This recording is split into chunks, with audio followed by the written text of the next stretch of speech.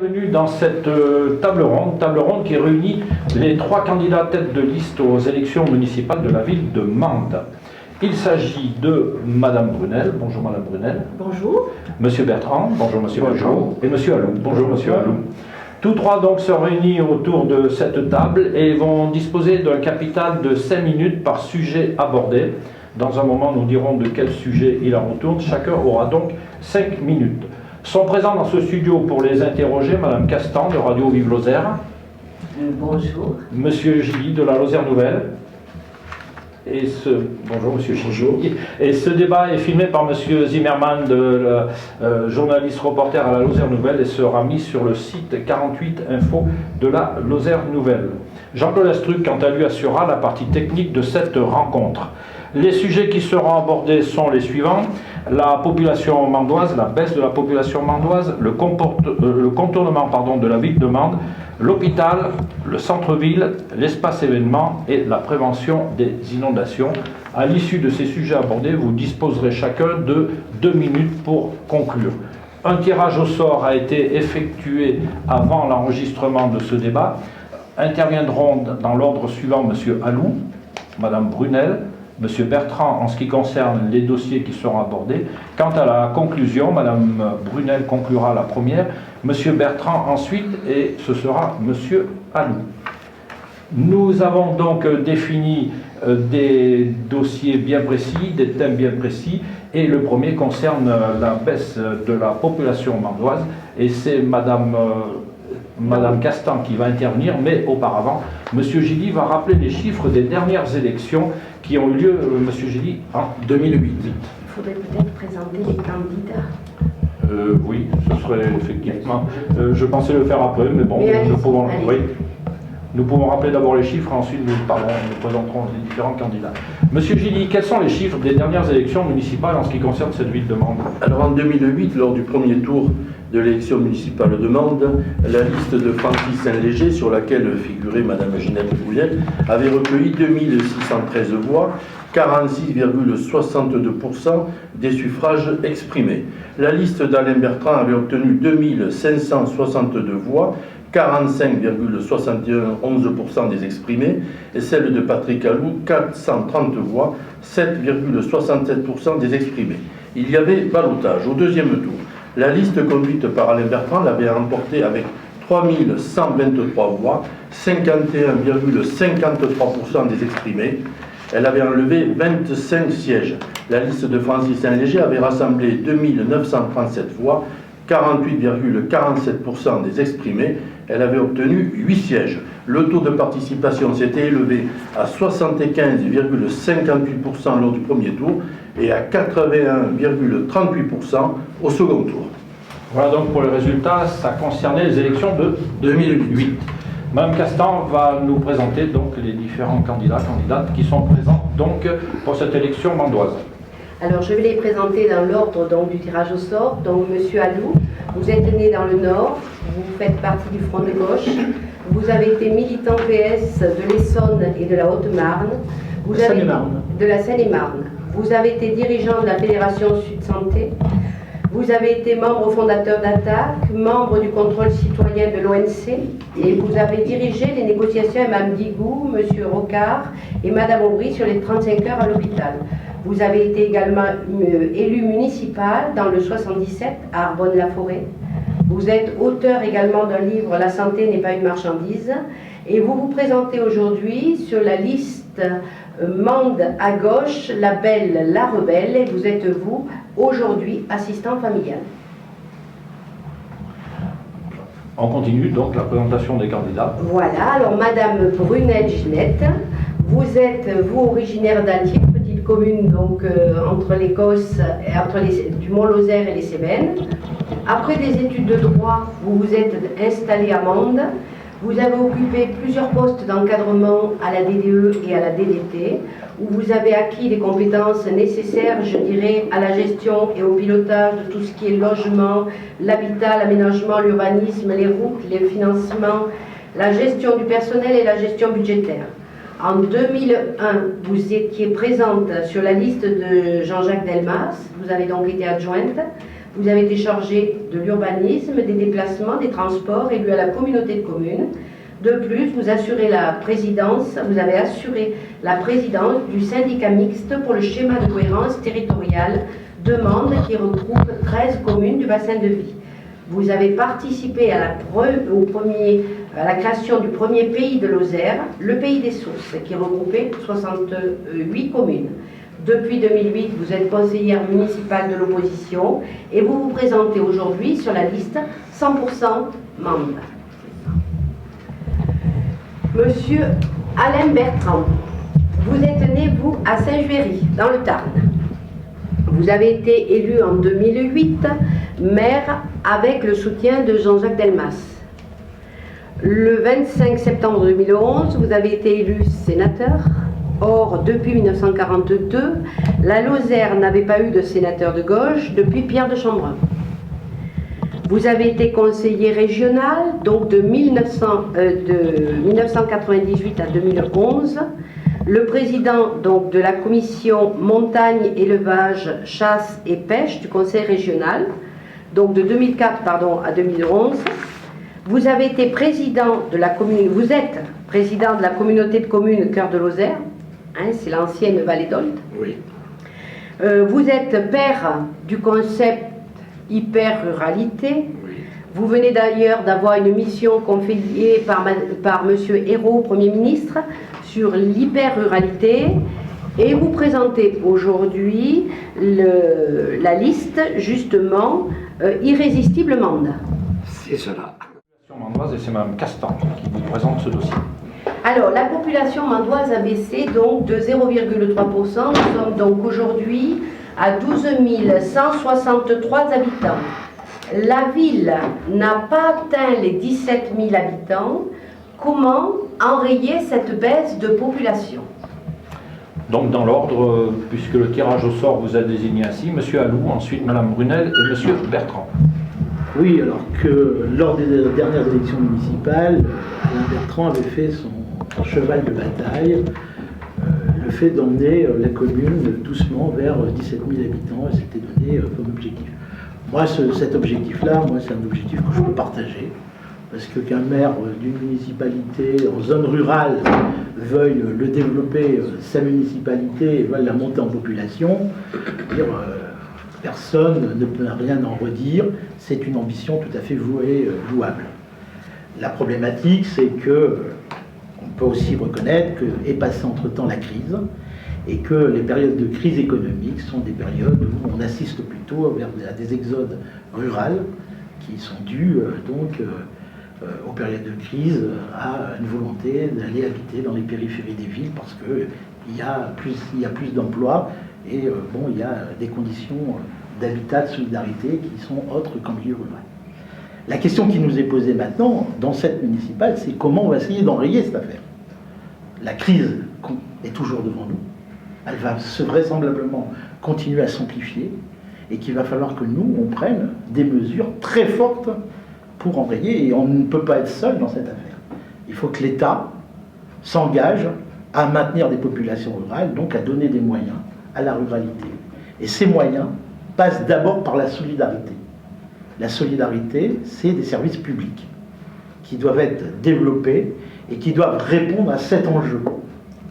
Et on le voit bien, on aura le débat tout à l'heure sur la question de l'hôpital. Partout où on a perdu des maternités, la jeunesse s'en va. Partout où on perd des écoles, des lycées, la jeunesse s'en va. Donc on assiste là à des départs de population de plus en plus massifs, et les chiffres le montrent. Les endroits qui n'ont pas su résister ont perdu beaucoup plus que nous. Donc là, il va falloir que nous, on mène une politique avec l'État, c'est pour ça que je pense que le cap pris par le gouvernement n'est pas le bon. Je pense qu'il faut là mettre plus de moyens dans les services publics, plus de moyens dans cette solidarité, et que c'est l'enjeu qu'on devra mener à tous les bouts. Et de ce point de vue, je pense que tout le monde ne tire pas dans le même sens. Je le dis parce que, et je le redirai tout à l'heure sur le développement économique, mais quand on est dans cette situation-là, il faut qu'à tous les échelons, que ce soit au niveau de la région, du Conseil général et des grandes municipalités, on tire du même côté. Et là, il me semble qu'il y a toute une série de décisions qui ne vont pas obligatoirement dans le même sens et qui sont préjudiciables au développement économique, au développement de la ruralité. C'est des questions pour moi qui m'apparaissent extrêmement centrales. Alors, on peut polémiquer sur cette question, lui dire c'est votre faute, vous ne l'avez pas fait. Vraisemblablement, peut-être qu'ils n'ont pas tout fait comme il faudrait le faire. Mais on est dans une situation où il va falloir que moi je fais des propositions sur cette question, y compris des propositions sociales. Moi, par exemple, je pense qu'on ne créera pas d'emplois dans le secteur privé si on ne maintient pas un service public de qualité, si on ne maintient pas une cohérence sociale. Après, on pourra prendre des mesures pour développer l'emploi privé, les entreprises, les PME, mais ça passe d'abord par le maintien. Il faut savoir que sur la ville de Mende, on a plus de 2000 emplois publics. Quand on y perd la DAS, quand on risque de perdre la sécurité sociale, quand demain, peut-être le tribunal ou une partie de l'hôpital, bien évidemment, la situation de la ville est mise à mal et la situation du département. Et je pense que c'est ce défi-là qu'il va nous falloir relever. Et je pense que ça va demander une ambition, peut-être qu'on ne sent pas porter là, y compris ce gouvernement, en tout cas, ne l'apporte pas. C'est bien là-dessus que moi, je marque mon opposition. Et j'avais cru comprendre d'ailleurs. C'est pour ça que ce débat, il est aussi national. On ne peut pas renvoyer que ce débat, l'affaire des municipales, c'est une élection à caractère national aussi. D'abord parce que le soir du premier tour, vous allez tous faire des analyses de ce qui s'est passé dans toutes les villes de plus de 20 000 habitants, dans les préfectures, vous allez en tirer des enseignements. Et nous, on est obligés aussi là, sur les mesures que les maires vont prendre pour maintenir leur territoire, à tirer des enseignements. Le président de la République, François Hollande, avait fait de sa campagne une priorité sur la ruralité. Je suis désolé, mais elle n'est pas tenue, et nous en tirons, nous, aujourd'hui, au plan local, on en tire les conséquences, et je crains fort, je termine là-dessus, je crains fort que si la barre n'est pas redressée, la situation soit plus catastrophique dans ce pays. Effectivement, en 2008, M. Bertrand nous promettait 17 000 habitants. C'est vrai que 6 ans plus tard, on se retrouve avec plus de 200 habitants, à moins 215 habitants sur cette commune. Donc on est quand même loin du compte. Mais enfin, M. Bertrand a de la constance puisqu'il nous resserre encore le même objectif dans son programme pour 2014. Mais aujourd'hui, je crois que cette magie n'opère plus. Les promesses, on sait ce qu'on en fait, donc les Mandois ne s'y trompent plus. Je pense qu'aujourd'hui, il vaudrait mieux s'interroger sur comment faire pour ne plus perdre de la population. C'est ça aujourd'hui la vraie question. Il nous faut gagner des habitants. Et pour gagner des habitants, on ne peut pas non plus ne faire que des affirmations péremptoires. Il faut à un moment donné donner vraiment des actes forts, des débats, des idées que l'on peut partager avec tous.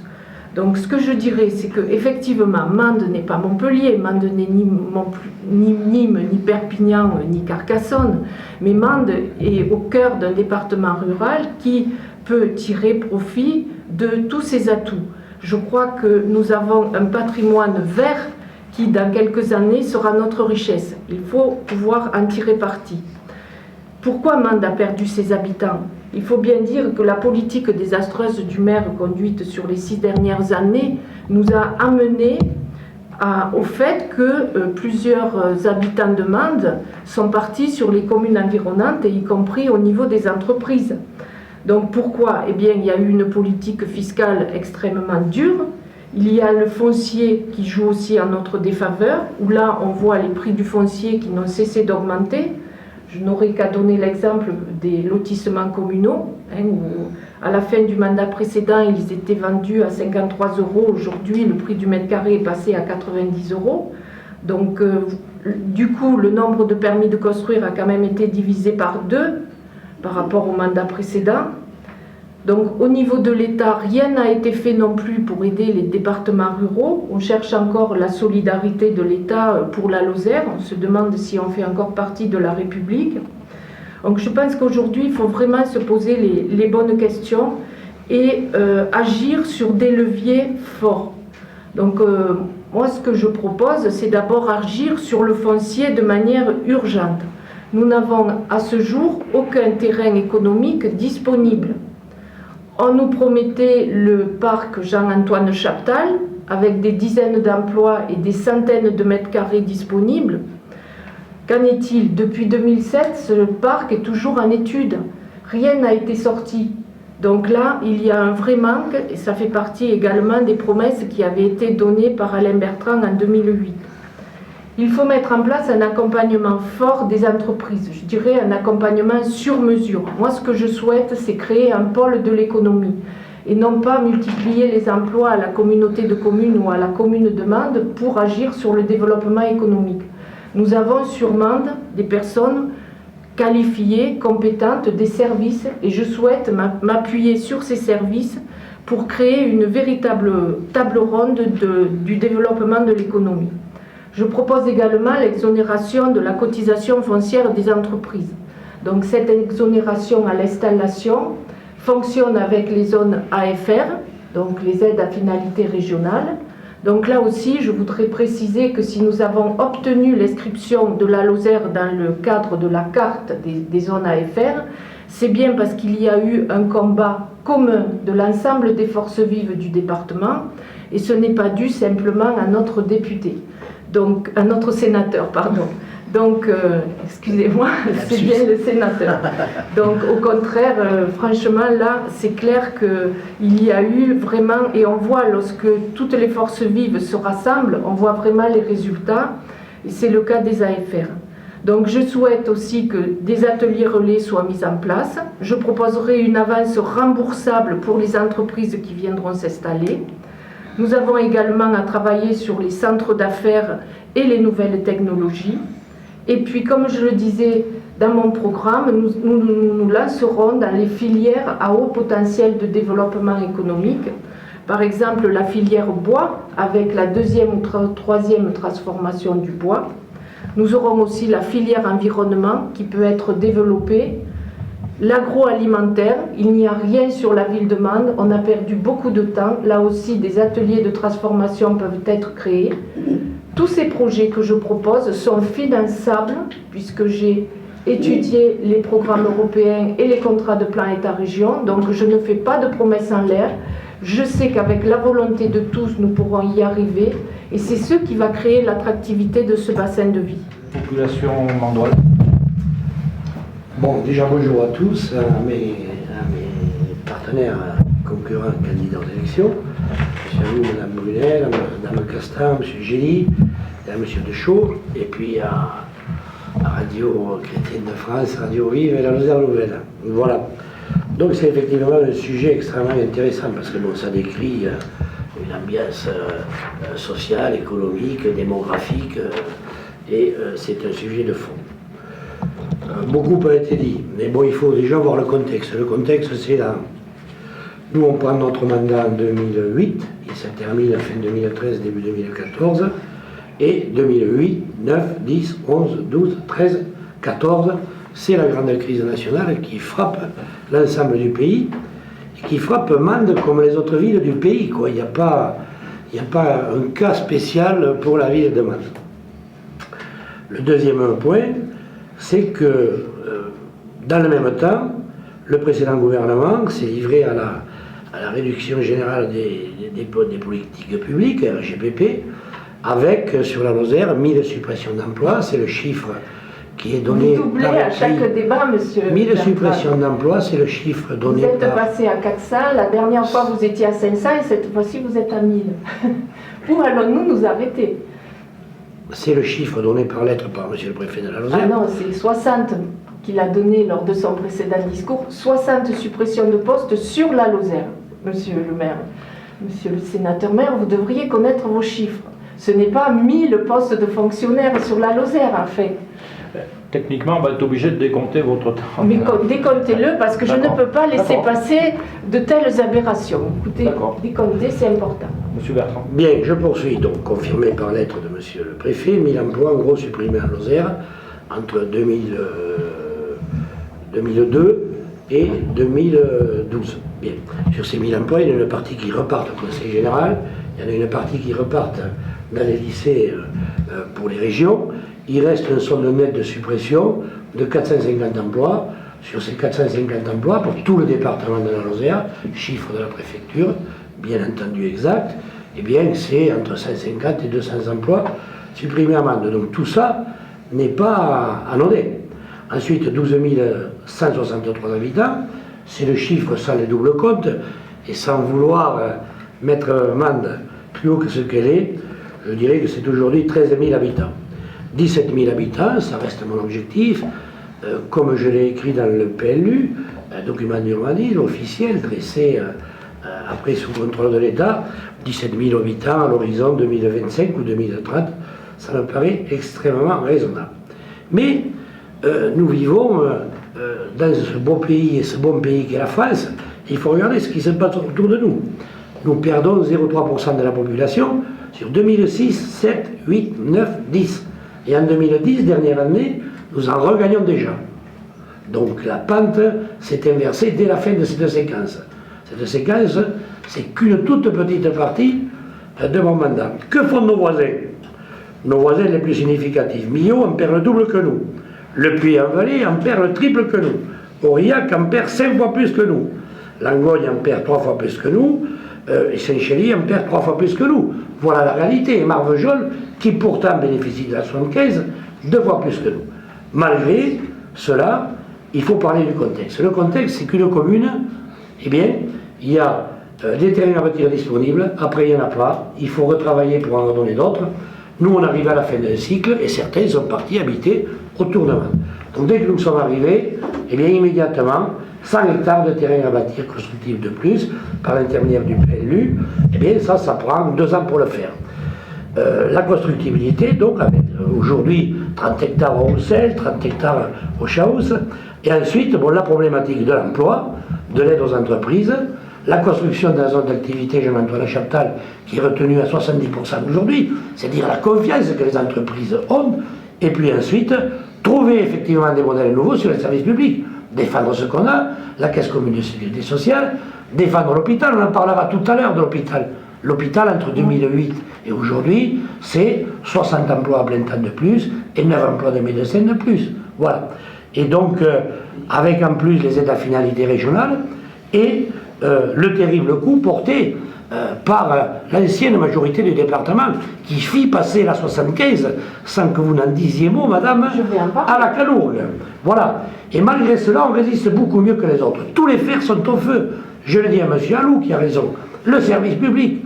Il faut trouver des modèles nouveaux pour que nous ne soyons pas sur la défensive sans arrêt. Et les entreprises, où nous avons fait la tranche 3, 4, 5 du COSEDOGE, où nous libérons actuellement 10 hectares pour la 6e tranche du COSEDOGE, et où nous avons investi 65 millions d'euros. Investir 65 millions d'euros, c'est effectivement augmenter un peu les impôts, mais c'est maintenir 500 ou 1000 emplois dans les entreprises. Que si vous y avez été à ma place, madame, d'après ce que vous dites vouloir faire, n'existerait plus aujourd'hui. Donc c'est un vrai challenge, entreprise, fonction publique, c'est la création aussi d'éléments de la fonction publique nouveaux pour ce développement. Et je pense que nous nous en sommes mieux sortis que beaucoup d'autres. Je vous ai donné les chiffres. C'est Jean-Marc Gély qui va le présenter. Il s'agit du contournement de la ville de Mende. Absolument. Mende est aujourd'hui l'une des rares villes-préfectures qui n'a aucune déviation. Tout le trafic, et notamment les poids lourds, passent par le centre-ville, ce qui n'est pas sans danger. Depuis des années, on parle du contournement de la ville. La rocade ouest va se réaliser, mais qu'en est-il de la déviation est de la ville? Faut-il maintenir le projet initial qui prévoyait la réalisation d'une 2 fois 2 voies, mais qui coûte fort cher, ou au contraire, s'orienter vers un projet plus modeste qui prévoirait, dans un premier temps, la réalisation d'une 2 fois 1 voie? Monsieur Alou, vous êtes le premier à intervenir sur ce dossier du contournement de la ville de Mende. Oui, je voudrais d'abord dire au préalable que la question des transports ne concerne pas que la route. Moi, je suis extrêmement inquiet de l'enclavement qu'on commence à percevoir sur la question des transports ferroviaires. La fermeture des guichets à Mende, sur la gare de Mende le week-end pose un très gros problème, y compris toute la problématique des temps qui nous relient aujourd'hui à Montpellier. Quand on voit qu'il nous faut 3h30, 4 heures pour certains transports ferroviaires pour nous rendre à Montpellier, qui devient maintenant quand même sur des questions comme l'hospitalisation, sur les hospitalisations aiguës, des familles sont obligées de se rendre au chevet de leurs proches à Montpellier. Ils ne trouvent pas de moyens de transport aujourd'hui, autre que par le train. Et le train, c'est 4 heures. Moi, je suis extrêmement inquiet, y compris des mesures prises par la SNCF qui sont annoncées sur la survie du transport ferroviaire dans nos zones, y compris nos zones de montagne. Le sud du Massif central est une région aujourd'hui qui est appelée à être une région morte au niveau des transports ferroviaires. Donc là, je suis extrêmement inquiet, je le dis, parce que ça a une importance sur les choix qu'on va opérer. Alors sur la question du contournement de Mende, moi je voudrais dire d'abord 2 choses. La première, dont acte, la rocade reste engagée, c'est fait, c'est nécessaire. On l'a tous dit, il n'y avait pas de désaccord lors du débat sur les dernières municipales sur cette question, elle avait été abordée par l'ensemble des candidats. Acte, les choses sont faites. Moi, je suis plutôt, par contre, préoccupé par le dessin de la 2e autoroute. Je vous le dis, c'est quand même un débat qui me semble être extrêmement important.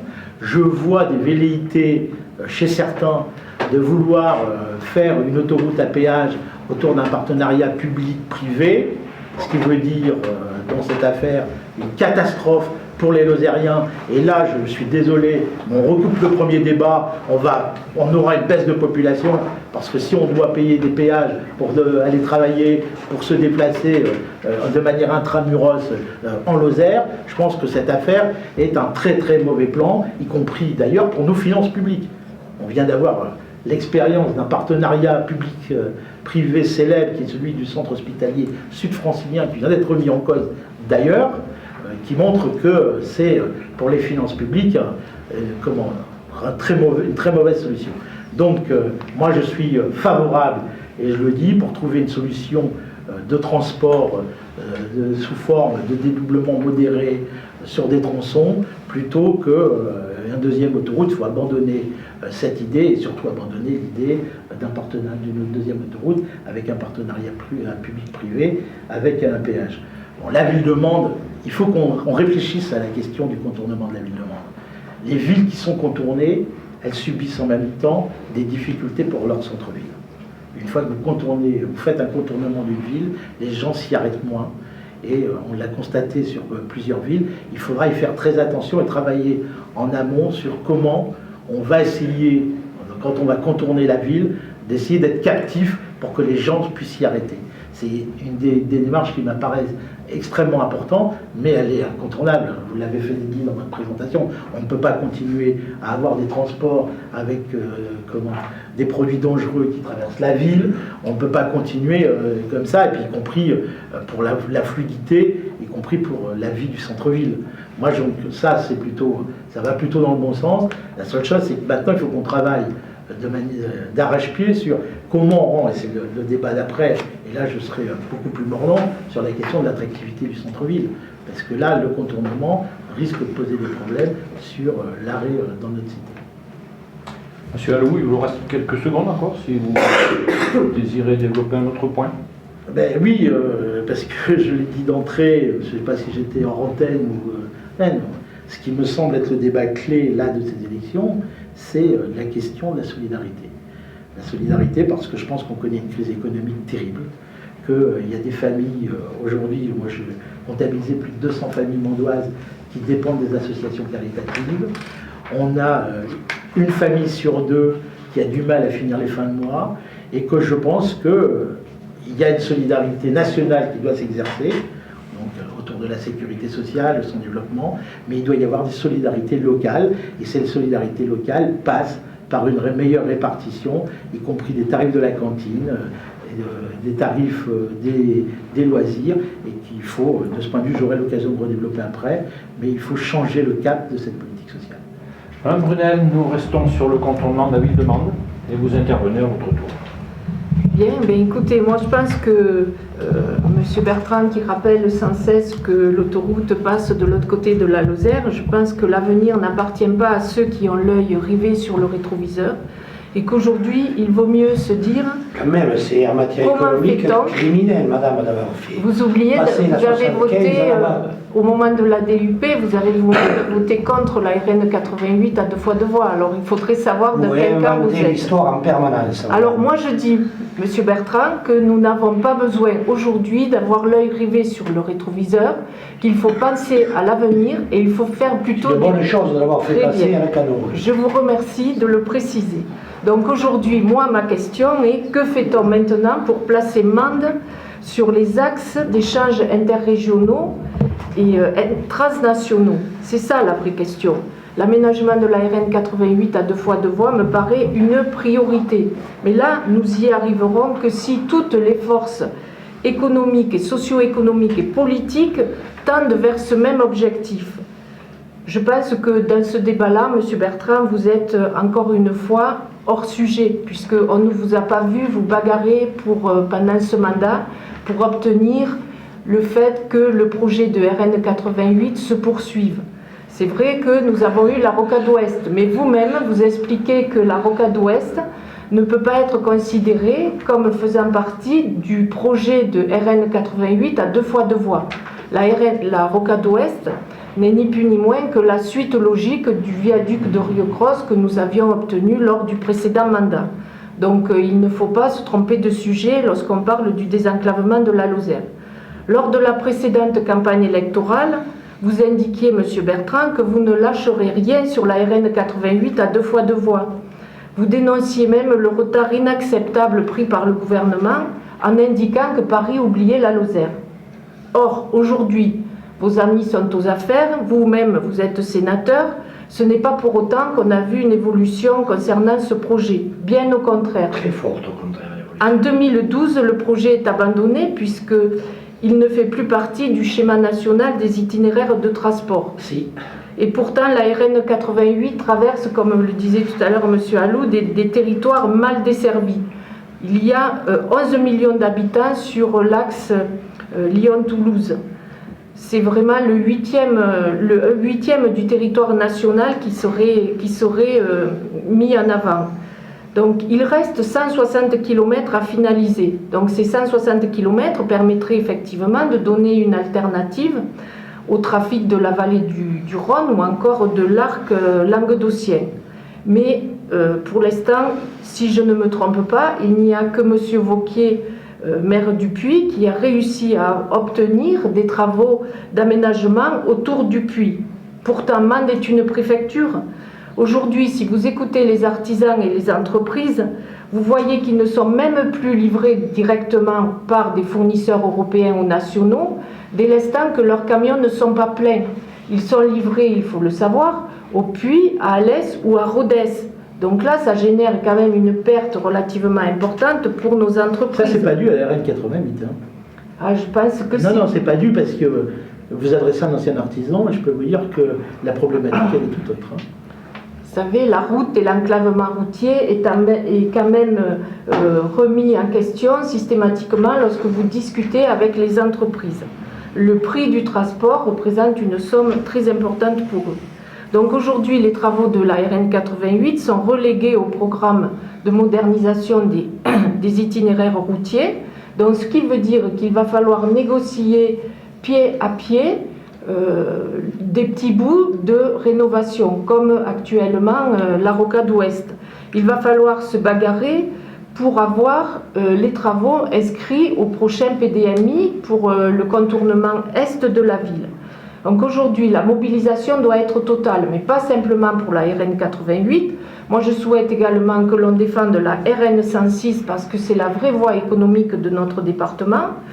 Je souhaite qu'on renforce et qu'on améliore la RD 806 vers le Chastel, qui là aussi me paraît un axe extrêmement important, notamment pour les entreprises et nos zones d'activité. Je souhaite bien évidemment qu'on maintienne la navette routière vers le Puy, que l'on crée une navette vers Montpellier, l'aéroport et la gare TGV. Il faut bien évidemment assurer Le transport ferroviaire d'équilibre des territoires, ça me paraît extrêmement important.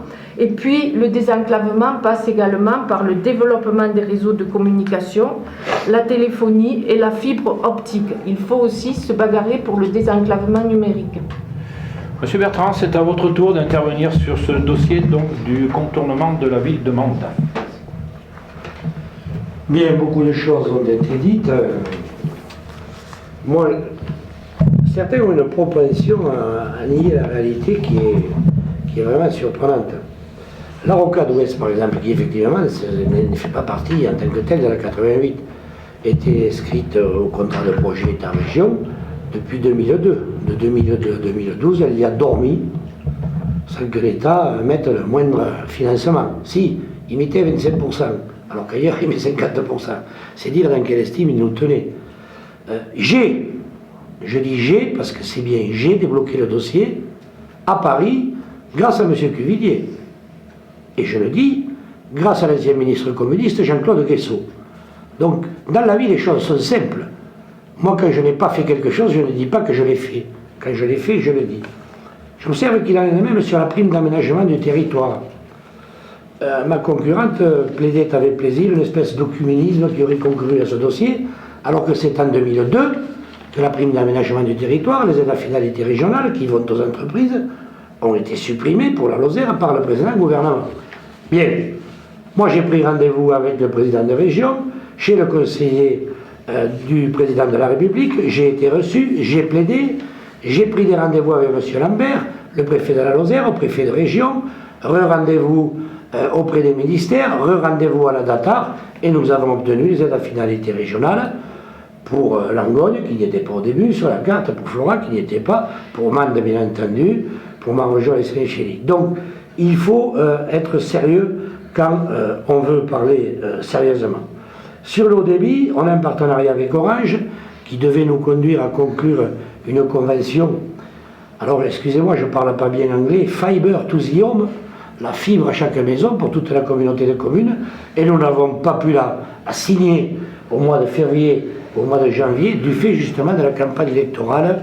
On a dit non, ça ne se fait pas. Voilà. La 806 qui a été déclassée en quelque sorte.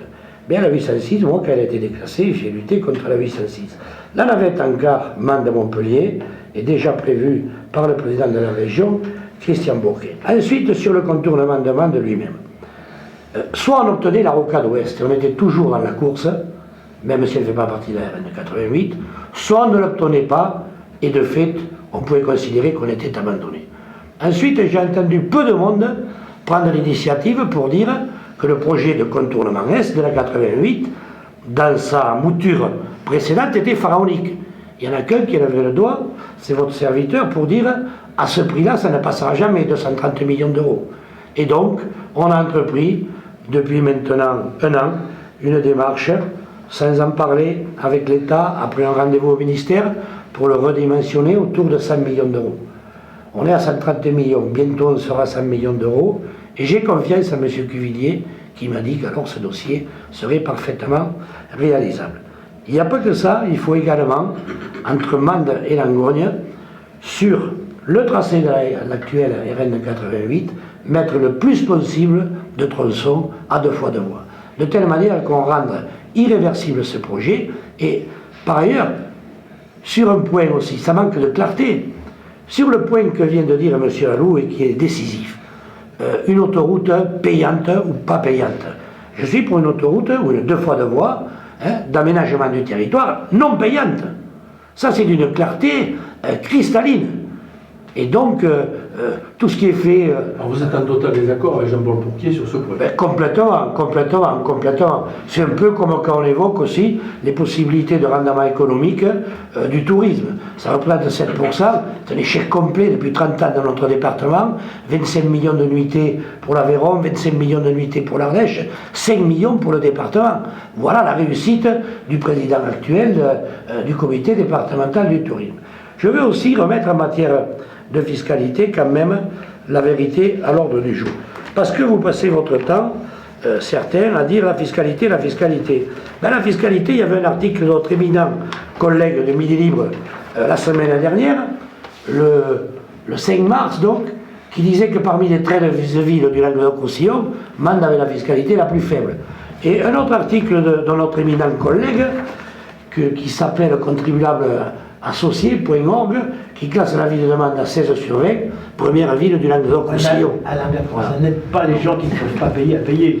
Oui, je suis d'accord. Sur le fond. Vous allez regarder la suite de l'article où on vous classe à 0 sur 20. Non. C'est un ensemble de classements. Non. Et 2008, et je vais vous donner, avez 0 sur je vais 20. vous donner les classements des villes de Lozère. Rodez 14, Saint-Chély 5, Langogne 0, Le Puy-en-Velay 3, Nîmes 5, Perpignan 9. Comparez-vous aux autres Marvejols moyennes, 9, pas. la Canogue 0, madame. Voilà, Vous avez ça c'est 0 la vérité. sur 20 sur la totalité Nous avons de votre mandat. C'est complètement Mais non, faux. regardez. C'est Vous complètement voulez que faux. je vous sorte le Non. document? Je l'ai là. Oui, non, vous pouvez sortir tout ce Mais que vous bien voulez. sûr, C'est comme un vous. ensemble de classements et ça privilégie les maires qui gèrent bien ou pas. Je suis dans les maires qui gèrent bien. Voilà. Voilà donc Vous avez 0 sur 20, c'est parfait. Vous C'est gérez faux, bien. madame, Continuez. 7 sur 20. Continuez. Vous voulez que je vous montre le papier? Il y est là, 0 sur 20. Continuez à gérer de cette façon, vous serez élu et vous amènerez Mende à sa perte. Oui, moi je voulais d'abord, pour faire la jonction avec le débat, je voudrais dire à Alain Bertrand que j'ai le pessimisme, l'intelligence et l'optimisme de l'action.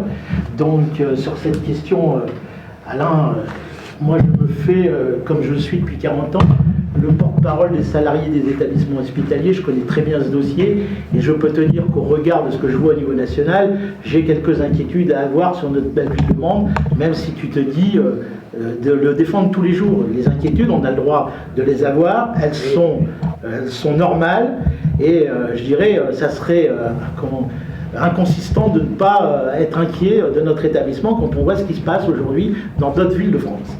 Donc voilà juste ma remarque. Sur la question du centre-ville et de manière plus globale sur la question économique, puisqu'on a commencé à aborder par différents biais cette question, moi la question du centre-ville, je pense être autour de cette table une des personnes la plus à même d'en parler. J'étais artisan, j'ai eu un commerce de centre-ville, je peux dire... Vous avez eu des difficultés.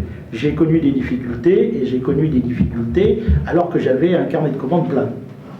Donc c'est paradoxal. C'est assez paradoxal, mais on a une difficulté en Lozère que personne ne parle, c'est la difficulté bancaire qui recoupe des problèmes nationaux et des problèmes locaux. On a deux acteurs essentiellement qui prêtent en Lozère, le Crédit Agricole pour ne pas le citer, et la Banque Populaire. Le Crédit Agricole connaît d'énormes difficultés aujourd'hui. Tout le monde sait les difficultés que connaît le Crédit Agricole et qu'il y a des grandes difficultés aujourd'hui pour des petites entreprises à trouver de l'emprunt. Et donc c'est là-dessus que Vous êtes une victime des banques. Je ne suis pas... Non, on est victime... c'est pas le débat, je pense, y compris, hein, monsieur. Je pense que aujourd'hui, moi je connais bien les problématiques du centre-ville. Les problématiques du centre-ville, c'est on a un centre-ville, bon d'abord qu'il y a un problème... Les infrastructures du centre-ville sont ce qu'elles sont. C'est une vieille ville, c'est une ville ancienne, c'est une ville qui a des bâtiments, des immeubles qui sont pour un bon nombre plus adaptés aujourd'hui au commerce. C'est-à-dire, si on prend l'agroalimentaire aujourd'hui, quand vous avez un magasin que vous payez 650 € de location de magasin, que vous ne pouvez pas aujourd'hui faire de transformation, il vous faut prendre un atelier de transformation, vous avez un loyer de 1650 €, à 1650 €, vous allez faire votre commerce à Clermont-Ferrand ou à Montpellier, parce que vous n'avez pas les chalands qui correspondent à votre ville. Donc il va falloir faire un accompagnement sur les immeubles. Je pense qu'il va falloir prendre immeuble par immeuble, il va falloir qu'on réfléchisse. Mais le projet du centre-ville, c'est un projet qu'il faut que... Et là-dessus, je reproche à Alain Bertrand, je lui avais dit il y a 6 ans, c'est un dossier pilote, c'est un dossier qui ne va pas se régler comme ça. Et ce dossier, il faut prendre immeuble par immeuble et retravailler, réimplanter des brasseries dans le centre-ville, c'est-à-dire retrouver des licences 4 en centre-ville, réimplanter ces brasseries, changer les immeubles pour pouvoir accueillir ce type de brasserie. Il va falloir, immeuble par immeuble, retravailler pour accueillir des commerçants. Bon, il y a ce problème. Il y a un problème de stationnement, certes, mais moi je pense que par exemple, la question de l'office du commerce est une erreur fondamentale. D'abord parce que on ne peut pas traiter de la même manière les commerçants du centre-ville et les commerçants de la périphérie. Les commerçants du centre-ville connaissent des difficultés bien plus grandes que celles de la périphérie. Et quand on discute d'actions commerciales égale pour ceux de la périphérie avec ceux du centre-ville, c'est pas normal. Il faut prioriser les actions, il faut distinguer les deux, il faut aider prioritairement la question du centre-ville. Donc là, je pense qu'il y a un problème. Le deuxième problème, je suis désolé, mais je pense qu'économiquement, tout le monde ne tire pas du même côté. La région je prends des exemples très clairs. La région décide de mettre en place une marque qu'on appelle Sud de France. Que fait la Lozère? Elle prend sa propre marque de Lozère et concurrence Sud de France. Non mais attendez, on peut continuer comme ça. Donc j'ai été président pendant 8 ans, je ne l'ai pas dit tout à l'heure. Mais on peut continuer comme ça. Quand vous avez ça, on va continuer dans les exemples économiques de dysfonctionnement à se taper le cul quand vous êtes artisan. Quand vous voulez développer une entreprise, vous essayez de trouver des partenaires au niveau des collectivités locales, au niveau du territoire qui vont vous aider à développer. D'autant que vous avez des difficultés liées à la ruralité, au transport. Vous n'avez pas le nombre de chalands nécessaires, 70 000 habitants, pour développer votre entreprise. Donc vous avez besoin de... Et là, vous avez un conseil général et un conseil régional qui tirent à tir opposé. Prendre par exemple, nous étions le seul département de France à payer une place au salon de l'alimentation, de l'agriculture, pardon, 1 200 € la place, plein pot. Les autres départements avaient leur place offerte. Et nous, on trouve ce département, je termine là-dessus, ce département, je n'ai pas pu développer, ce département, la Lozère, ce département ne prend même pas la peine de faire déplacer son comité départemental du tourisme pour être présent sur le stand de la Lozère, alors qu'il y a des millions de gens qui viennent faire leur chaland, leur marché, et qui viennent prendre des renseignements pour leurs vacances. Ben, ils ne peuvent pas s'adresser à un comité départemental. C'est autant de choses. Alors, je n'ai pas de cadeau à Alain. Et ce sera Alain Bertrand, la question, c'est que vous ne trouvez pas plus d'enseignes Sud de France, dans le centre-ville, qu'ailleurs. La marque ne s'est pas développée, on a pris un retard. Moi, je pense qu'il faut aider, il faut de la synergie. Moi, demain, dans mes propositions, je vais mettre une cellule en place de 4 personnes qui travaillera au développement des entreprises. Je vais mettre en place la gratuité de locaux sur le COSDOGE pendant les 3 premières années d'exercice pour toutes les entreprises, toutes les PME et PMI qui vont s'installer. Et je mettrai en place, parce que je pense que la question elle est centrale, je pense que sur la question des nouvelles technologies, d'Internet, d'intranet, je vais mettre en place une régie publique Internet pour aider au développement et au fait qu'il y ait un véritable développement intergénérationnel, puisqu'il commence à y avoir une rupture sociale sur l'appréhension d'Internet, où on voit une génération qui commence à être déplacée, à ne plus savoir appréhender ce problème, alors que les technologies avancent très vite. Madame Brunel, que faire pour que le centre-ville retrouve tout son dynamisme? Quelles sont vos propositions et votre analyse? Alors ma première analyse, eh bien, je ferai simplement état de tout ce que j'ai entendu pendant cette campagne électorale, où j'ai eu l'occasion de rencontrer bien évidemment tous les commerçants du centre-ville, mais également les commerçants installés autour du centre-ville sur la périphérie de la ville. J'ai également rencontré les Mandoises et les Mandois, qui tous sont unanimes. Le centre-ville a été le grand oublié de ce mandat. Absolument rien n'a été fait, ni engagé, ni réfléchi. Ou en tout cas, tout ce qui a pu être fait est allé à l'encontre de ce qu'il fallait faire et a provoqué des résultats catastrophiques.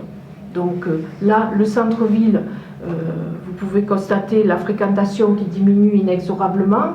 On s'est rendu compte qu'il y avait quand même 4000 visiteurs de moins la semaine précédant Noël par rapport à l'année 2012.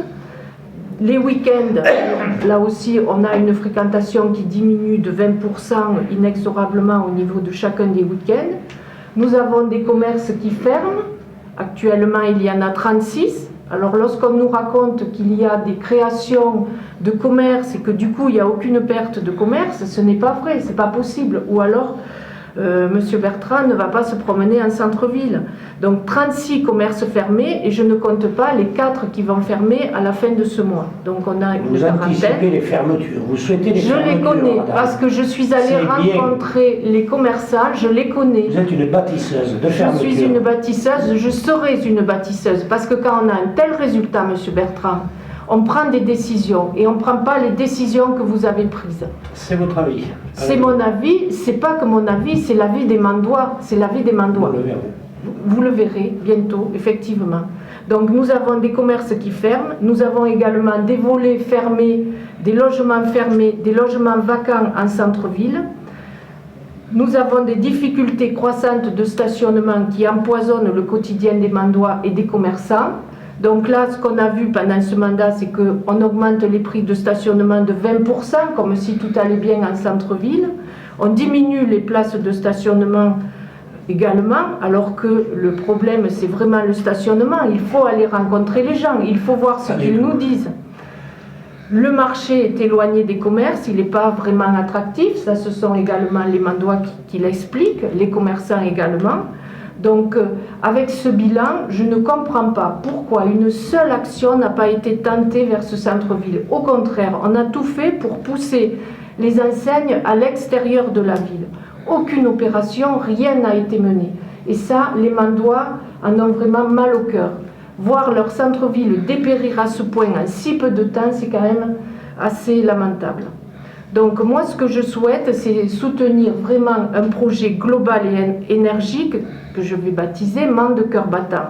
Alors c'est quoi ce projet? C'est la signature d'une convention avec l'État, puisque nous avons une nouvelle loi qui vient d'être promulguée, ce qu'on appelle la loi ALUR, Aménagement, Logement et Urbanisme Rénové, donc qui va donner enfin un coup de pouce aux centres-villes ruraux. Donc je souhaite être la première ville de France à signer avec l'État ce projet global. C'est un projet de revitalisation du centre-ville avec des actions fortes qui vont porter sur les opérations foncières, sur le plan de circulation, le plan de stationnement, les locaux bien évidemment, mais également les logements. Donc là, il y a un programme de 1 million d'euros. Nous allons le négocier avec le préfet, ça sera ma première action.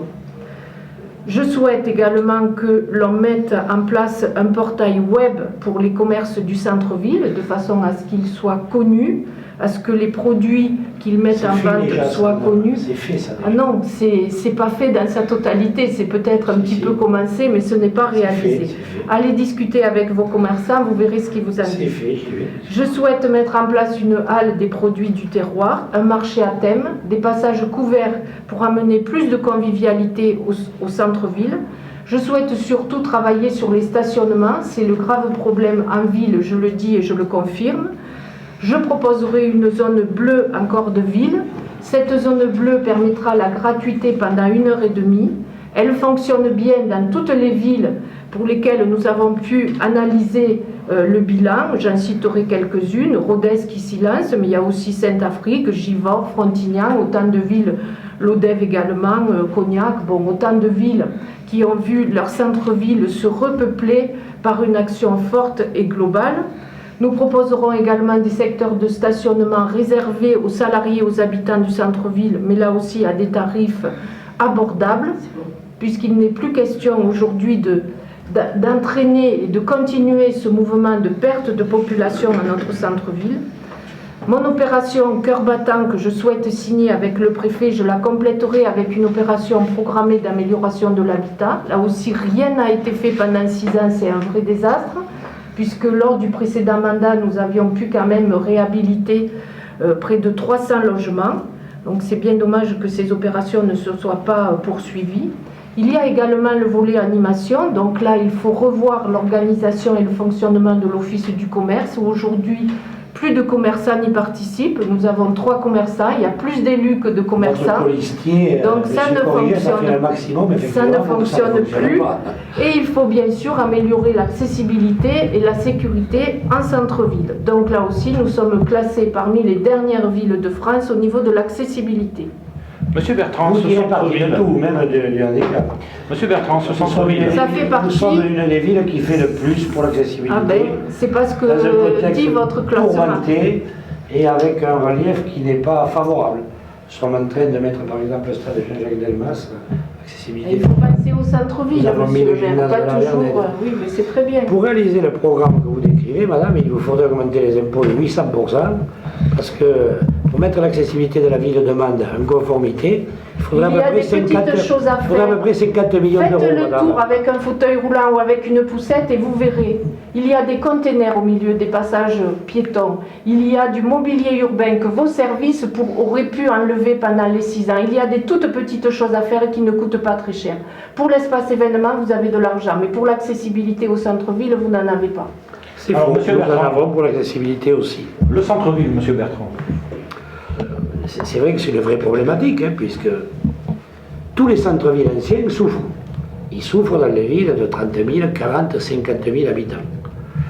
Madame, ma concurrente, et mon concurrent voudraient peut-être que ce soit de ma seule faute, que celui de Mende souffre.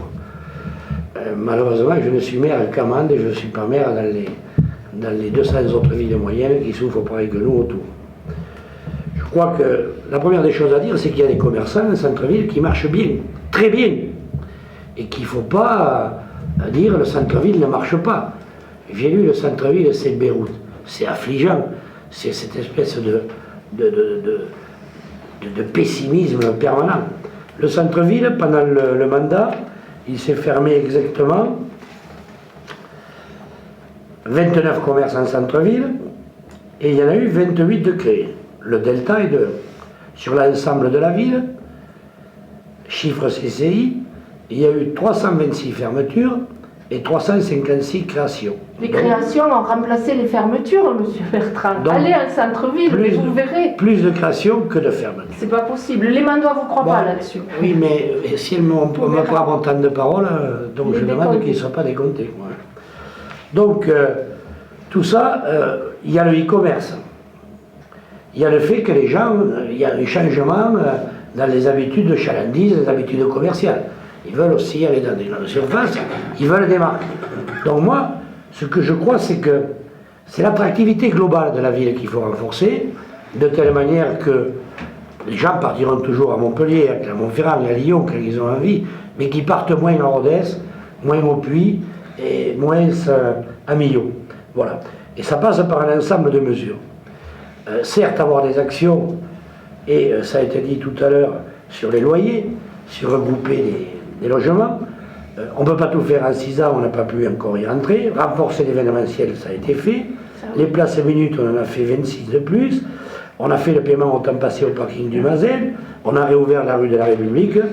On a fait des choses. Il faut maintenant une opération j'achète amende, la création d'un marché couvert pour l'hiver. Il faut une opération Activille pour installer des nouveaux commerçants. Je vais séparer, j'y suis entré avec la Caisse des dépôts, la société économique, ça en deux branches, une branche gestion, une branche développement, investissement. C'est elle qui le fera. Voilà. Mais je crois surtout qu'il faut des flux nouveaux. Ces flux nouveaux, moi je les ai envisagés à travers le projet de musée, le projet d'espace événement. C'est un choix. Mais je vois qu'à Rodez, je vois qu'au Puy, on fait aussi le choix de ces flux nouveaux. Et ensuite, je pense que rien n'est perdu pour notre centre-ville. Les riches, par exemple, vient d'être racheté mur et fond, place de la République. C'est donc quelqu'un qui compte gagner sa vie. Il y a un nouveau fleuriste qui s'installe dans le centre-ville. On a perdu 3, hein. Oui, non, mais la vie est un éternel recommencement. Oui, non. Donc le pessimisme abusif ne sert à rien. Il y a des commerçants qui refusent du monde dans le centre-ville, ou du moins devant lesquels c'est la queue que de boucher le samedi matin. il reste Voilà. plus que... Bon, mais La difficulté. après... Non, Alain, ça ne sert à rien de nier la difficulté. Non. Là, sur ce dossier, je pense que vous n'avez pas pris toute la mesure. Il faut le reconnaître. Mais Non, tous c'est pas les centres-villes compliqué, vous n'avez pas pris la souffrent. mesure. On vous a dit, moi, je Tout vous le ai dit, centre-ville et comme souffre. d'autres vous ont Eh dit, ben, mais non. élargissez la Eh ben, concertation. j'ai fait tout ce que j'ai prenez l'avis pu. de tout le monde. Mais Vous pas avez grand dit, Non, mais l'office Pas du grand commerce, il a été désingué d'entrée par le colistier de Madame Oh, Boulay. non, moi j'ai participé. Bien. C'est tellement facile de non, dire ça, non, monsieur je- Bertrand. Moi, j'ai Vous une n'avez stratégie rien fait, pour le rien fait. centre-ville. Rien. Ça passe par l'espace événement, Voilà. avec des mariages, des baptêmes, des cousinades, Oui, voilà. avec des congrès, avec des flux nouveaux en ville. Ça passe par le musée. C'est une vraie stratégie. Eh Parce ben, que c'est triste. vous avez une stratégie poujadiste, Non, qui est pas aux du mains tout. de M. Non, Corrigès, Moi, je vous mets passéiste, des actions en d'installation d'épiceries qui resteront vides. Je ne parle au pas de centre-ville si vous le cousinade, faites. Voilà. Monsieur Bertrand, je Mais ne non, parle mais pas chacun de a sa cousinade. stratégie. Je mets de vraies Votre actions. zone bleue, c'est 750 voitures vendeuses qui vont Mais pas tuer du tout, définitivement. pas du tout. Mais si, vous le savez bien. Ça ne Regardez se ce fait qui se passe nulle ailleurs. part. Mais sortez Nulle de part. votre monde, Il n'y a pas une allez voir préfecture ailleurs. dans laquelle ça se fait. Vous qui voulez rester tout le temps à Mende, vous pouvez bien que vous y restez. Le commerce en centre-ville souffre du fait d'Internet, du fait des grandes surfaces. On manque de marques. un de vos colistiers faisait le tour du centre-ville la semaine dernière en disant il va autoriser M. Brégier à continuer à construire le front de la galerie. Mais oui, madame, parce que c'est dans l'intérêt du centre-ville. Il faut un parcours commercial, Amande, avec plusieurs zones, avec des grandes marques, avec le cœur de ville, avec de l'événementiel, de l'animation, et puis avec l'envie d'y croire à l'avenir. Pas l'envie de dire eh bien, il y en a peut-être qui vont fermer le mois prochain. Non, il faut se battre. Moi, je suis un maire qui me bat. Commençons aussi par ce que les commandes Travaillez sur le publiques centre-ville. s'adressent aussi aux petits commerçants. Vous ne nous Parce que parlez- les 3/4 des commandes publiques se font à Hyper-U, Vous ne pas aux nous petits parlez commerçants. que de la périphérie et Moi, des personnellement, zones... L'initiative bandoise, Irréprochable, monsieur. Ma femme ne fait ses courses qu'en ville, Eh ben. et pas un mois tous les 6 mois, pas un mois tous les 6 ans, comme Madame Prudet. Elle ne fait les courses qu'en ville. Et ensuite, la mairie, c'est la quasi-totalité des marchés publics des entreprises mandoises. Ça a été largement démontré. L'hôpital de Mende, clinique de Marvejols. Je suis extrêmement inquiet sur la question de l'hôpital, pour plusieurs raisons. D'abord parce que j'attendais de ce gouvernement qui remette en cause la loi Bachelot sur la tarification à l'activité et sur les hôpitaux de proximité. Ils ne l'ont pas fait et je suis extrêmement inquiet. Ils s'étaient engagés à le faire et ça, on voit bien aujourd'hui le nombre de structures de proximité qui sont en énorme difficulté, qui ferment leur maternité, qui ferment leur réanimation, qui ferment leur service de chirurgie. Donc c'est ça, c'est la première mesure qu'on aurait dû attendre de ce gouvernement, qui n'ont pas fait alors qu'ils avaient pris cet engagement. Alors, pourquoi je dis ça d'entrée? Parce que ça a une incidence directe sur la question de l'hôpital de Mende. Et sur la question de l'hôpital de Mende, bien évidemment, je pense qu'on n'a pas de choix aujourd'hui, c'est-à-dire de regrouper l'ensemble, l'hôpital de Marvejols, la clinique de Marvejols et l'hôpital de Mende dans une même structure. Moi, j'aurais été favorable à mettre en place un groupement d'intérêt public dans un premier temps, un groupement d'intérêt sanitaire, pour aller vers la fusion de ces trois établissements. Ce qui passe, bien évidemment, par la pérennisation de la clinique de Marvejols et de faire en sorte que cette clinique, qu'il y ait des fonds publics qui puissent garantir cette clinique et qu'on puisse fusionner ces trois établissements. Une remarque qui avait été dite, c'est à plus de 30 km. Oui, donc ça n'a pas la même signification. Donc la question centrale, c'est comment nous allons faire. Monsieur Bertrand le disait tout à l'heure, on a fait des choses en 8 ans, on a recruté 9 médecins, on a fait un certain nombre de choses. Quand on regarde globalement les établissements de même nature que le nôtre, dans des populations de 13 000 habitants, avec des bassins de vie comme le nôtre, on n'est pas si bon que ça. On n'est pas si bon que ça, on n'a pas été doté comme il aurait fallu être doté. La plus grande inquiétude, c'est que nous avons une moyenne d'âge des médecins qui est particulièrement inquiétante, avec pas de remplacement. Et qu'au moment où les médecins vont partir à la retraite, c'est généralement par là que passe la fermeture des unités et des services. Et que moi, c'est là où je suis extrêmement inquiet. C'est que si on n'obtient pas demain un autre contrat avec l'Agence régionale de santé pour pérenniser l'hôpital, notamment, moi je proposerais, y compris qu'on soit innovateur sur cette affaire, y compris qu'il y ait d'ailleurs une convention avec l'État, pour que par exemple notre hôpital devienne une structure du CHU de Montpellier. Et que nous ayons aujourd'hui, tout le monde a dit, développer la fibre optique, développer les nouvelles technologies. Je ne comprends pas qu'au XXIe siècle, on n'est pas en capacité, quand on passe une radiologie à l'hôpital de Mende, qu'on n'ait pas une double interprétation dans la minute ou dans les minutes qui suivent par le CHU de Montpellier, par un professeur de Montpellier. Ça, aujourd'hui, on opère de Boston à Paris en direct, on n'est pas capable de le faire entre Montpellier et Mende. Ça, c'est une des choses sur lesquelles il va falloir qu'on y travaille. Moi, je pense que 2 à 3 fois par semaine, des médecins de Montpellier peuvent venir faire des consultations et des interventions à Mende. Il faut qu'on arrive à développer. Aujourd'hui, nous devons devenir, au même titre que l'hôpital, le CHU de Montpellier, une antenne de Montpellier, avec les mêmes droits. C'est de ça qu'il faut qu'on travaille. Sans ça, on ne sauvera pas nos territoires. Il faut être clair.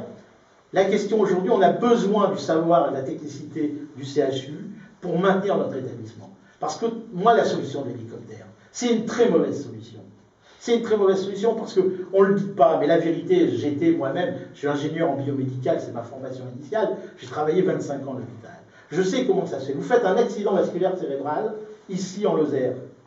Vous arrivez avec le SAMU ou le SMUR sur l'hôpital.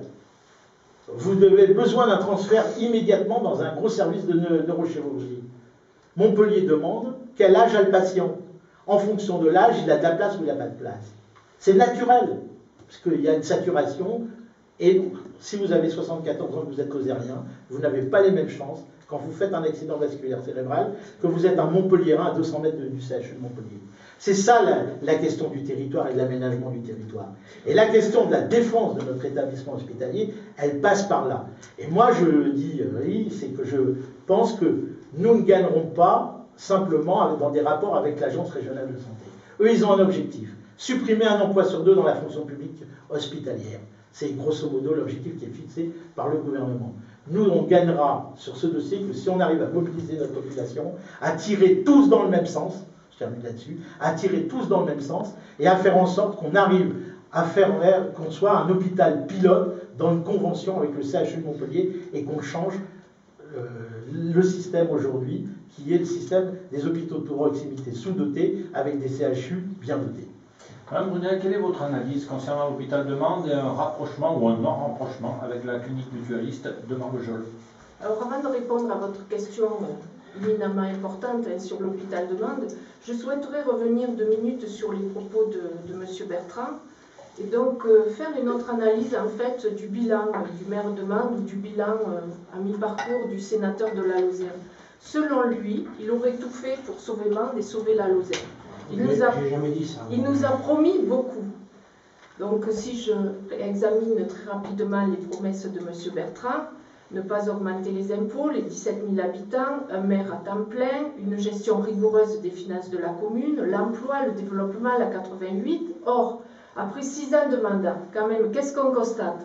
Les impôts n'ont cessé d'augmenter, Mende a perdu des habitants, on en a parlé tout à l'heure, nous avons le centre-ville qui s'est vidé, aujourd'hui 36 commerces sont fermés, une fréquentation du centre-ville qui ne cesse de baisser, il n'y a pas de foncier disponible pour les entreprises, beaucoup ont quitté la commune et même d'autres ont quitté le département, les prix des terrains n'ont cessé d'augmenter, je l'ai dit tout à l'heure, le nombre de logements vacants dépasse aujourd'hui 8%, et puis notre maire est devenu sénateur malgré ses promesses d'être à la mairie à temps complet, et je pense qu'il n'est pas prêt aujourd'hui d'abandonner son siège.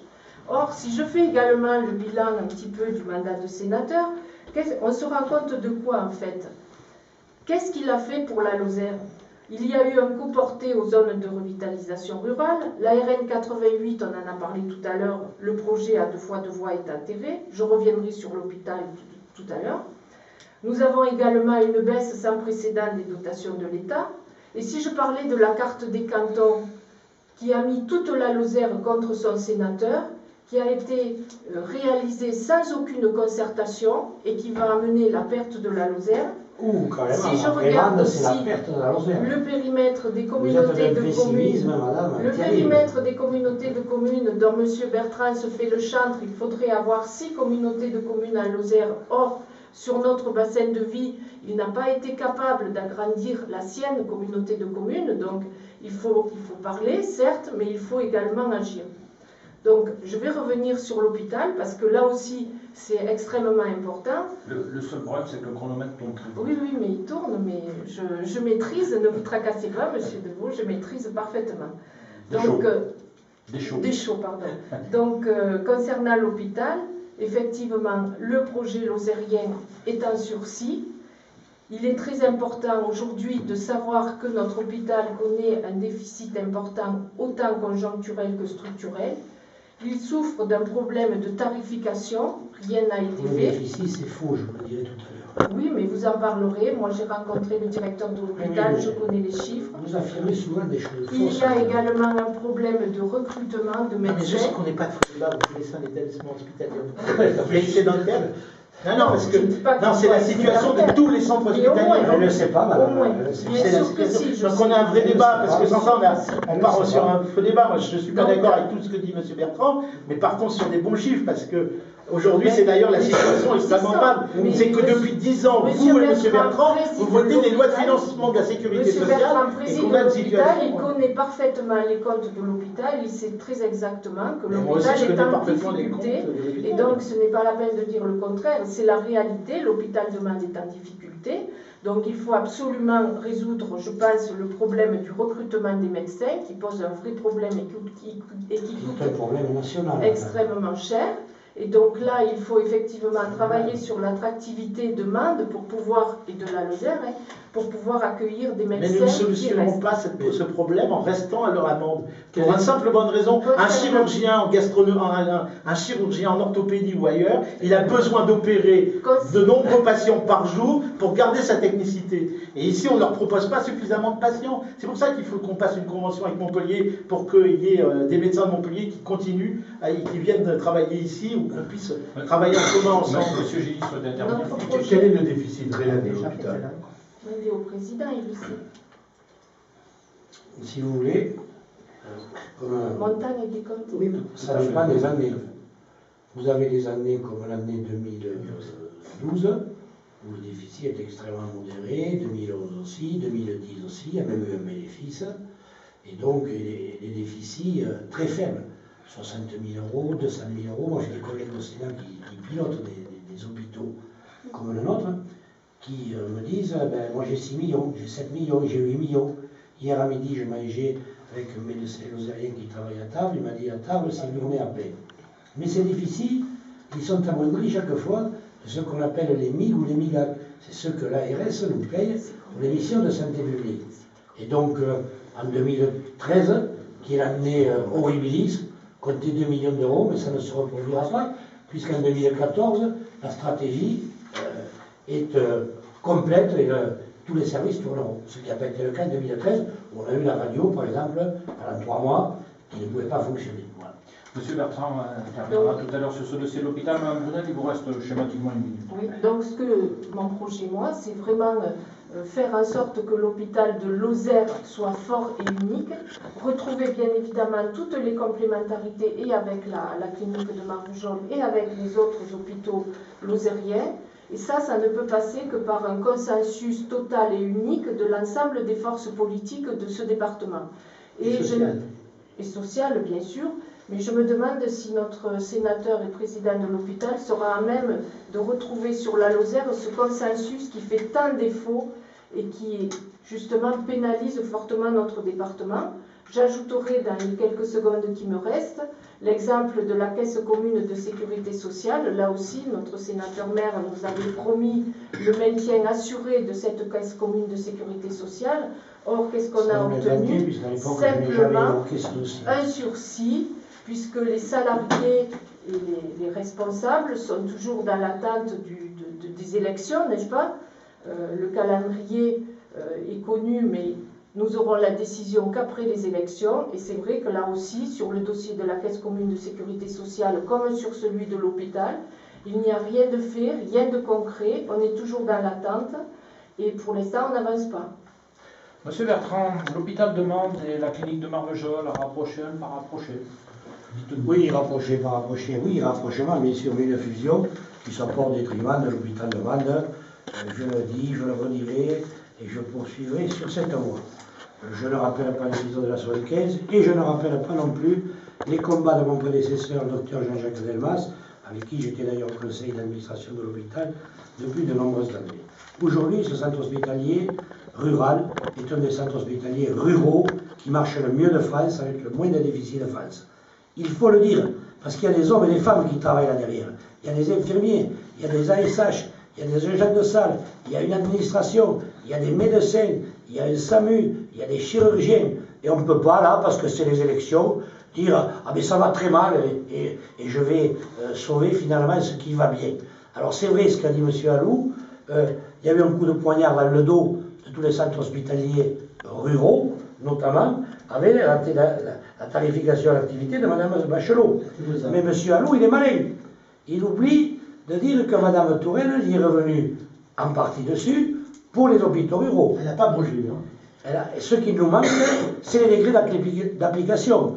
Et pas plus tard que la semaine dernière, vous voudrez que je sois tout le temps à Mende, je suis aussi à Paris, et je crois qu'un bon maire, s'il est puissant, à Mende, à Montpellier et à Paris, c'est mieux pour la ville.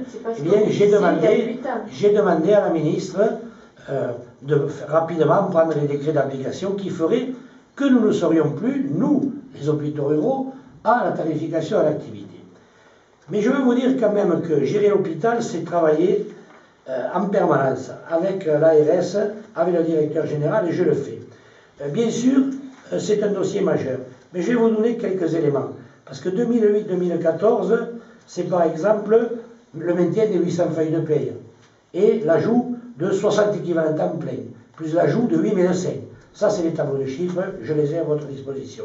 C'est les nouveaux services, une unité de chirurgie ambulatoire qu'on essaye de mettre en place pour le confort des patients, une unité d'hospitalisation programmée à durée déterminée qui nous permet de faire localement les chimiothérapies et les maladies chroniques inflammatoires, la création d'une unité de dialyse ultramoderne de 9 lits que nous n'avions pas, la création de 5 lits spécifiques de soins palliatifs, Alzheimer indispensable, un centre de vaccination, un centre d'information, de dépistage et de diagnostic des infections sexuellement transmissibles. Mais Alain, d'accord. Un centre de lutte contre les tuberculoses, une équipe de liaison. Alain Bertrand, pour le reste, moi que c'est la médecine, la chirurgie, l'obstétrique et la réanimation qui font l'hôpital. C'est quand il y a urgence. Là, tu nous dis, voilà, c'est un hôpital de campagne que tu me décris là. Non, c'est un hôpital de campagne. Mais nous, un hôpital, c'est la chirurgie, c'est la réanimation et c'est l'obstétrique. C'est deux blocs, c'est deux blocs opératoires ultramodernes. C'est la fusion avec Marvejols qui nous permettra aussi de muscler. C'est tous les succès que j'ai obtenus, notamment sur la réanimation. Et c'est 17 millions d'euros, je m'inscris en faux contre ce que vous avez dit, d'investissement dans ces 6 dernières années sur les bâtiments, sur le matériel. Voilà, hein. On a l'IRM fixe qui est en train d'être installé.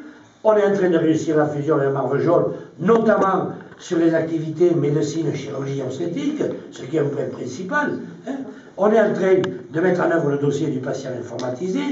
La télémédecine, mon contradicteur a raison, la télémédecine c'est indispensable, on l'a mis en place avec Nîmes dans un premier temps. J'aurais souhaité que ce soit avec Montpellier, mais Nîmes est un CHU, et on va avoir de la télémédecine sur 18 ou 19 consultations spécialisées. C'est en cours, mais nous avions un gros retard en termes d'équipement informatique, de fils, de structure, et tout ça, ça a un coût. Donc, je suis optimiste. La ministre a donné des assurances sur les hôpitaux ruraux, locaux. Il y a plus le schéma de santé publique du territoire qui est en cours d'élaboration, très important, et il y a la communauté hospitalière de territoire pour être plus en synergie avec les autres hôpitaux locaux. À ces réserves près, il faut obtenir une loi nouvelle. Vous avez raison, madame aussi a raison, sur les médecins remplaçants, de telle manière qu'ils ne se comportent pas comme des mercenaires simplement avides d'argent, mais sous ces réserves-là, moi je rends grâce au personnel, aux médecins, aux chirurgiens. Le problème de l'AVC, ça fait 10 ans que je le dis, on est en train d'y travailler, on a un super hôpital, il faut le faire progresser. Pour moi, c'est une vigilance de tous les jours. Ça, c'est la vérité. Et on résiste beaucoup, beaucoup, beaucoup mieux que les autres. Un jour, 2 copains sénateurs partaient au ministère de la Santé.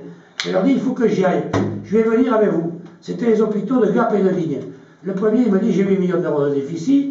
Le second, il me dit, j'en ai 7. Moi, cette année-là, en 2010, je crois qu'on avait fait 200 000 euros de déficit. Je leur ai dit, les gars, je ne viens pas avec vous. Donc on a un très bon hôpital, plus de toubis, plus de spécialités, mais on y travaille au jour le jour. Et tenir des propos pessimistes aujourd'hui, alors qu'on y a 800 feuilles de paye, c'est parfaitement